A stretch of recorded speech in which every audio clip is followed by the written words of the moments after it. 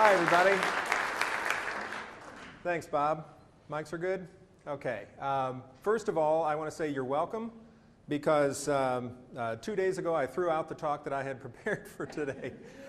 There's all this recent research on parenting styles that I've been reading up on, and I just wanted to cram it all in there, and it was horrible. It was absolutely terrible. I think it's better than, instead of doing 12 different topics poorly, it's really better to just do one topic poorly. So what I'm going to do is focus on one idea that I think is one of the most important ideas in non-religious parenting, and I want to illustrate it through stories of my own parenting, my own family. So these are my kids, Delaney, Connor, Aaron, 10, 16, and 14. But they were not always that age. Connor was once 4 years old. He does not know I use this picture. Let's just keep it in this room, okay? Yeah. So anyway, when Connor was 4 years old, he was going to a Lutheran preschool. We were living in the Twin Cities. This was not Missouri Synod. This was actually the Lutheran Light. It was actually a really good program, the strongest program in our area. But I wondered for a while if it was going to be an issue. And for a long time it wasn't. It was really, he was getting a good socializing, good academics, good basic brimstone-free, Jesus loves you kind of religious literacy. And then one day he was walking up the stairs of our home, and I was following him up the stairs, and I said, "Hey, Connor, you're so tall. Why are you growing so big?" And he said, "I don't know, Dad. I guess God just wants me to grow." Which was cute. I nearly fell off the stairs, and it actually wasn't the religious content exactly. It wasn't just that he had referred to God. It was the first incurious reply I had ever heard from him. It was the first time I'd ever heard him answer a question with basically, "I don't know and I don't really need to know because somebody else has that taken care of for me." That was a problem for me. And I knew where it had come from. That had come from his school. But I didn't know what to do. I didn't really know the best response to that. I recognized immediately that, first of all, this is about more than religion. This was about religion, but also a whole lot of other stuff. And I recognized that there were better and worse ways to respond to this kind of a statement from a child, and I just hadn't really sorted it out yet. So I said, nothing. You know, a lot of people would say, well, there's an obvious answer. Just say, oh, you know, funny thing, there is no God. You know, God is pretend, but your dad is not pretend, and here I am standing on the stairs, 6'1". Maybe that's why you're tall. But I had an intuition that there was a better approach to this. I just didn't know what it was yet. So I began working on it. I began doing a lot of reading, a lot of talking, looking into developmental psychology, looking into intellectual development, all sorts of things over the years, so that when his youngest sister, Delaney, was 4, and asking a lot of the same kind of questions and making some of the getting into some similar topics, I had a plan. I knew what I was doing a lot more than I did with Connor. We'll get to Aaron in just a little bit, by the way, different stories. But Lainey was going to the same Lutheran preschool, and she came to me once at the age of 4, and she said that she had finally figured out the God and Jesus thing, as she put it. Because they had talked about these guys in her school, but they never explained the division of labor, you know, between sort of the God and the demigod. And so she created her own theology. She said, I think Jesus made all the nice things in the world, and God made all the bad and scary things. So like puppies and PBS are from Jesus, and tornadoes and Fox News are from God. And I knew what to say. I knew what I wanted to say. What I said was, I never thought of it like that, which is true. And I said, that is really cool that you're thinking about these things. You know what I want you to do? The next idea you get, I want you to be sure to tell me. Okay, now what that introduced was the idea, first of all, that it's really cool to be asking these questions, because it is, at age 4.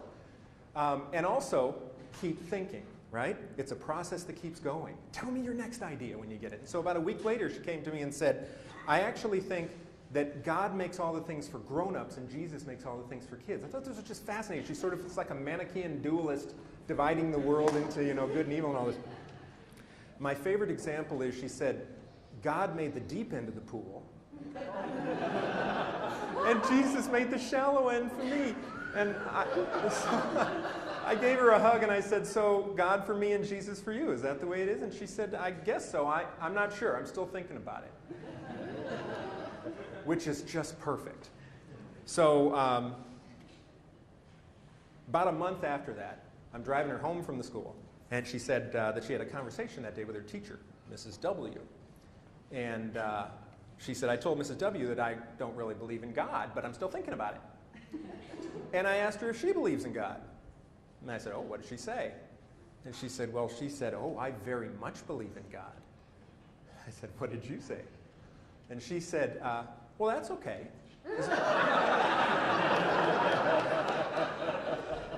She said, that's okay, as long as you're still thinking about it too.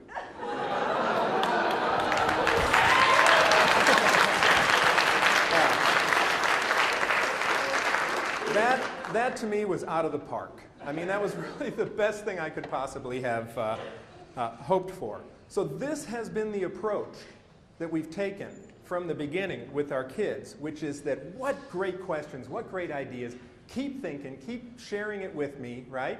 You can make up your own mind and you can change your mind as often as you want. Those are really powerful things that most kids don't get, those invitations, right?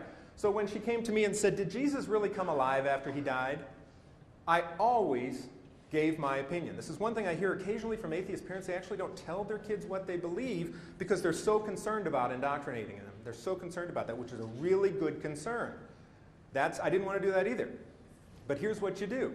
I said, I don't think he did. I don't think he came alive. I think that's a story that was made up so that we would feel better about death. But you really ought to talk to Grandma Barbara because I know that she thinks he did. And then you get to make up your own mind and you can change your mind 1,000 times if you want. That has ended up being the golden road. It's the most honest, straightforward way, and what it shows is that I've got confidence in the process of reason. If I actually give kids what I had when I was a kid. Now, my parents did it accidentally. You know, we went to church every Sunday and all that sort of thing, but I think they were simply too tired to indoctrinate me. You know, they did... They were very, very busy, and as a result, but what they did do is give me the sense that education is vitally important, and they gave me this ravenous curiosity about the world. That's the combination. Education is a value, ravenous curiosity, and then give them space to think. Don't push. And I am confident in where that leads. If reason doesn't lead to my worldview, right? Then I think that's a problem with my worldview. But I'm actually fairly confident that it does. But the only way to really be honest about that is to let it go. Now, not everybody feels this way. This is anybody know Joyce Meyer? She's a televangelist in St. Louis. Weirdly lived about 3 miles from my mother for years. She has a series of books called, it's actually just a couple of books, Battlefield of the Mind, and then there's Battlefield of the Mind for Teens. Has sold over 1 million copies, according to her website. So this is not a fringe voice. This is somebody who is influencing a lot of this dialogue. Here's what Joyce Meyer thinks about letting kids think independently. Here's the advice she has for parents. Satan will look for your child's weakest area and attack at that point. He will attempt to fill your child with worry, reasoning, fear, depression, and discouraging negative thoughts. That's the book. You can go check it out. I actually thought when I first saw that, I thought, I'm missing the context or something. She just put reasoning in Satan's toolkit. But it goes on. She says, I once asked the Lord why so many people are confused, and he said to me, is that first of all? Tell them to stop trying to figure everything out and they will stop being confused. I have found it to be absolutely true. Reasoning and confusion go together. That's true, right? If you don't think about it, it's not confusing. So I'm with her on that one. Now here's the statement that she gives to teenagers. This is from Battlefield of the Mind for Teens. Now this one makes me ill. This is what she's saying to teenagers at precisely the moment they're supposed to be entertaining a wide variety of ideas. She says, ask yourself continually, what would Jesus think? If he wouldn't think about something, you shouldn't either. By keeping continual watch over your thoughts, you can ensure that no damaging enemy thoughts creep into your mind. That is nauseating. That is insane, right? It tells kids that even letting the thought in the first place is a problem.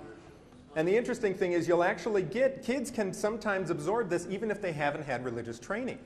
My daughter at one point was, Erin, the middle one, about age 9, she was crying at bedtime, crying at night, and wouldn't tell me why, which is not good. And I finally, come on, sweetie, I want to know what it is so I can help. It's going to be fine, you don't have to worry about it. Well, it turned out that she said, I heard this bad word at school. And she said, now it's in my mind, and I can't stop thinking about the word, and it makes me feel like a bad person. And this is really Erin. She's really concerned about values and concerned about, kind of the good and evil side of things. Doesn't always go the right way with that one. When she was 4, she saw Snow White, and there's the scene where the trees are sort of reaching down. They start to become these sort of anthropomorphized hands. Remember that scene? And Snow White's running in the storm, and she said, "What are those?" And I said, "Oh, that looks like some sort of evil hands, Bee." That's her nickname. And she said, "I want to be those evil hands." So, everything's fine. She's turned out fine. But anyway, she had this word that kept popping into her mind. And I said, the word was asshole, by the way. Everybody is wondering. And I had to tell her, it is okay to think anything. You have permission to think anything. If you don't let it in, how can you decide whether it's a good thing or not, right? You have to let it in. You have to think about it. And then, now if you act on an idea, then you can be held responsible for your action. But it's never a bad thing. And you actually have to tell kids this, because they will somehow, she didn't get this, from going to church. They will get this kind of message. So she's talking about, she's reinforcing something that kids are already slightly inclined to. You've got to let them know that there are no unthinkable thoughts and no unaskable questions. Okay, so a related topic, one that comes up a lot, is the whole Santa question and what to do. A lot of parents say, what should you do? Some people say, I don't want to lie to my kids ever about anything. And I think that's fine. I think it's perfectly fine to not do the Santa thing. I also think it's kind of a missed opportunity. It's something that if you do it with a light touch, if you do it in a particular way, it can be an unmissable opportunity for critical thinking. It can just be something that is fun and light and valuable in the long run. Now, my wife and I sort of stumbled backwards into this because we did Santa when we were kids and all that. So we started doing it with our kids without really thinking about it. And then I began to realize that something much more powerful was going on with my kids, because our culture has set up a silly temporary myth next to its silly permanent one, right? And there's this magic man who rewards good behavior and punishes you when you're bad and so on. But everyone is expected to outgrow this, right? If you're 35 years old, the father, with all his kids around, he's still looking up the chimney and wondering, that's a problem. So the way we handled this with our kids is they would begin asking skeptical questions, typically, age 5 or age 6, something like that. They start with the questions, but they never ask the question. They tend not to ask the question right away. First, they ask all these ancillary side questions. They say, how do reindeer fly? Right? And I said to Connor, well, some people say, and this is the way I would always set it up. I'm not saying that this is what I think, but some people say they eat magic corn. And this skeptical, science-minded kid would go, okay, and he'd go play. He actually was not interested in stopping his belief. He was not interested in leaving his belief behind. There was just this sort of nagging thing that came up, and he kind of, oh, good, okay, I can set that aside because magic corn, And then, how does he get around the world in one night, And I remember one time I said, well, some people say it's not a literal night,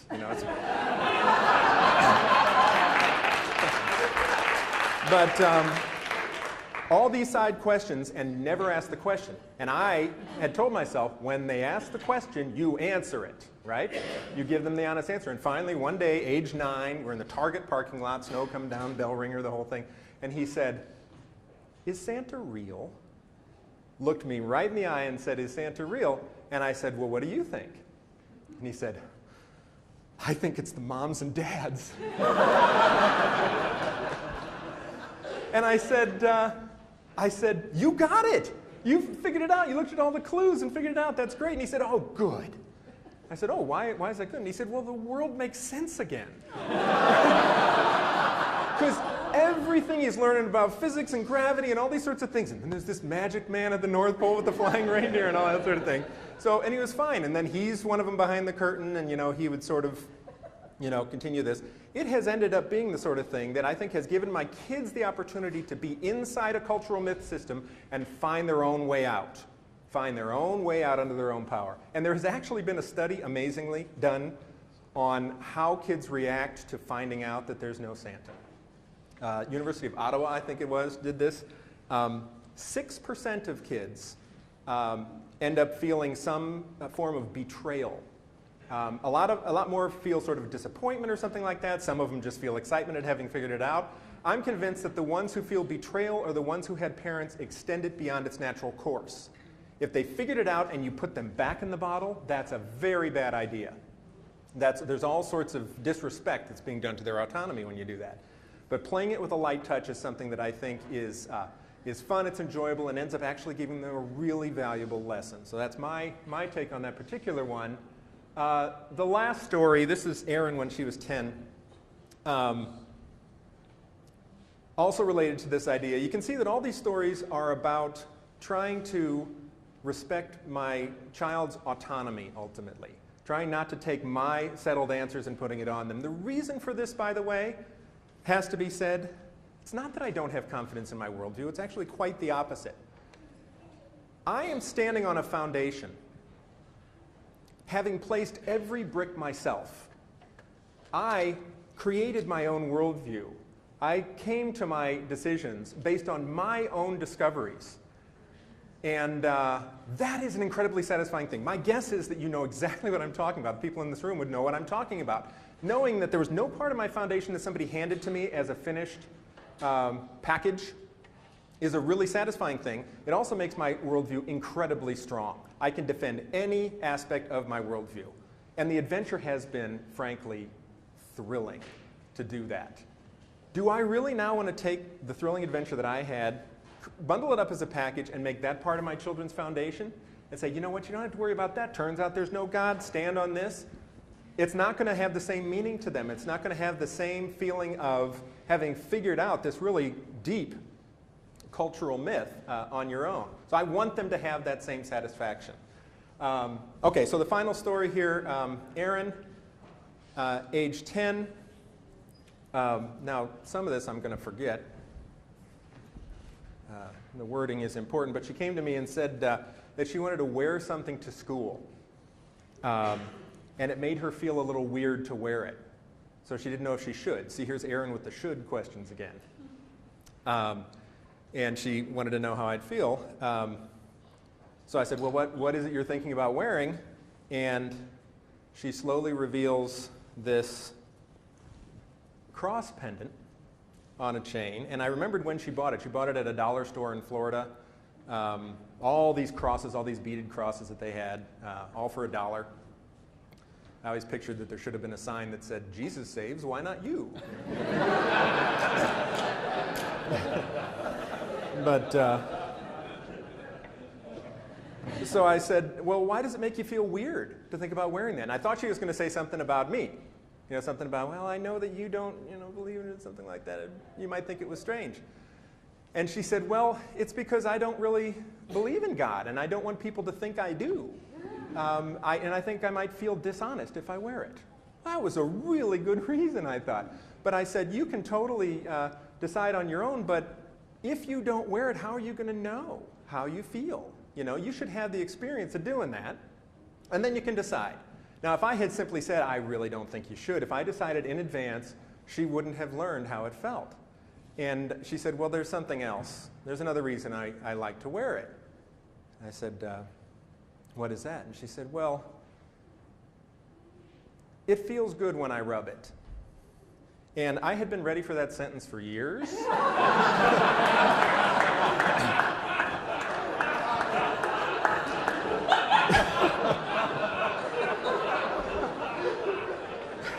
But the context was all wrong. So she said, when I'm worried, I just kind of rub the cross and I feel better. She had also said before that, it makes me feel good to wear it. And I thought she meant like makes me feel like a good person or something, but she just meant, it's like a little talisman. I had a worry stone. I had a jade worry stone when I was in middle school. It's a cool thing. I said, give it a go, give it a try. And she wore it for a week, and at the end of the week she said, you know what, I'm not going to wear it anymore. It really makes me feel kind of weird. And there it was, a decision that she had, and again, she'd placed a brick. She had actually had the experience. I think one of the worst things we can do is intercept our kids too early, get them away from those experiences, and deprive them of the opportunity to build that foundation themselves. Okay, I want to leave some time for questions, so let's go ahead and just cut it there.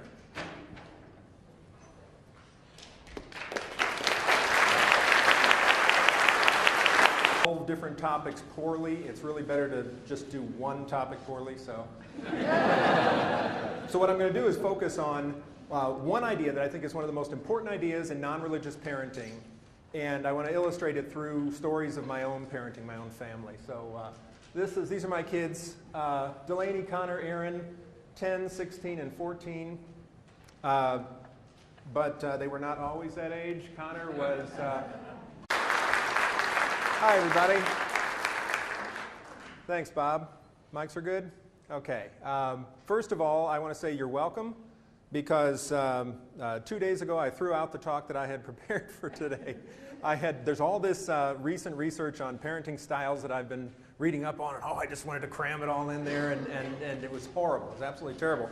I think it's better than, instead of doing 12, a long time it wasn't. It was really, he was getting a good socializing, good academics, good basic brimstone-free, Jesus loves you kind of religious literacy. And then one day, he was walking up the stairs of our home, and I was following him up the stairs, and I said, hey, Connor, you're so tall. Why are you growing so big? And he said, I don't know, Dad. I guess God just wants me to grow. Which was cute. I nearly fell off the stairs, and it actually wasn't the religious content exactly. It wasn't just that he had referred to God.